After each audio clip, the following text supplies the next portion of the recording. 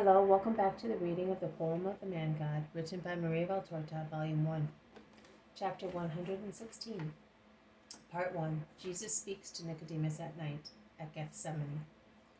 24th February 1945. Jesus is in the kitchen of the little house in the olive grove, having supper with his disciples.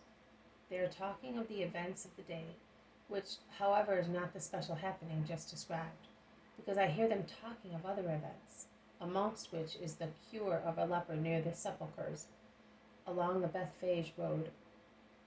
There was also a Roman centurion watching, says Bartholomew, and he continues, he asked me, while on horseback, does the man you follow often do such things?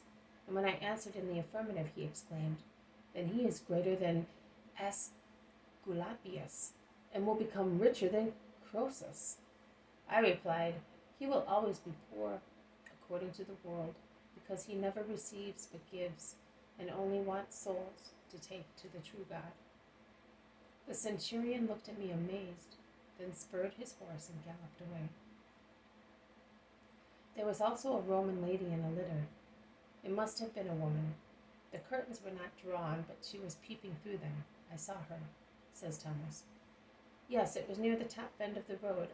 She had told them to stop when the leper cried, Son of David, have mercy on me. One of the curtains was then drawn, and I saw her look at you through a valuable lens. Then she laughed ironically. But when she saw that you cured him only by giving a command, she called me and asked me, is he the one they call the true Messiah? I replied, yes. And she said to me, are you with him? And then she asked, is he really good? Says John. Then you saw her. What was she like? Asks Peter and Judas. Well, a woman. What a great discovery, says Peter, laughing. And the Iscariot insists, but was she beautiful, young, rich? Yes, I think she was young and also beautiful. But I was watching Jesus more than I was looking at her. I wanted to see if the master was setting out again.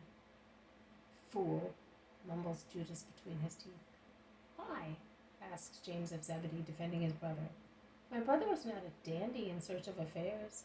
He replied out of courtesy. But he did not lack in his first quality. Which? Asks the Iscariot. That of a disciple whose only love is the master. Judas, very cross, lowers his head. In any case, it is not the right thing to be seen talking to the Romans, says Philip. They are already accusing us of being Galileans, and thus less pure than Judeans, and that because of our birth. Then they accuse us of staying often at Tiberias, a meeting place of Gentiles, Romans, Phoenicians, Syrians, and then, oh, of how many things they accuse us.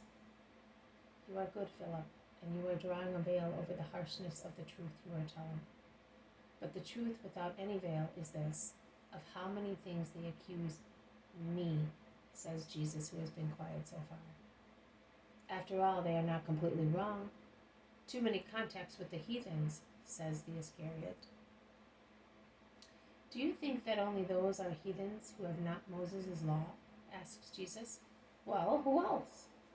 Judas, can you swear on our God that you have no heathenism in your heart? And can you swear that the most prominent Israelites have none? Master, I do not know about the others, but I can swear with regard to myself. According to you, what is heathenism? Asks Jesus again. It is to follow a false religion, to worship gods, replies Judas violently. Which are you? Which are the gods of Greece and Rome, the Egyptian ones. That is the gods with thousands of names and of non-existent people who, according to the pagans, fill their Olympus. No other god exists, only the Olympic ones? Which other ones? Are they not already too many?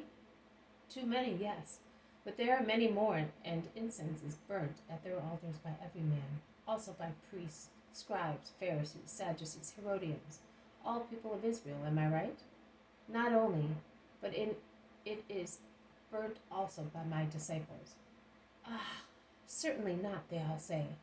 No, my friends, which of you does not have a secret cult, or several secret cults? One has beauty and smartness, another the pride of his knowledge, another burns incense to his hope of becoming a great man from a human point of view. Another worships women, another money, another kneels down before his knowledge, and so on. I solemnly tell you that there is no man who is not stained with idolatry. Why then disdain those who are pagans by misfortune, when you remain pagans by your own free will, although you belong to the true God?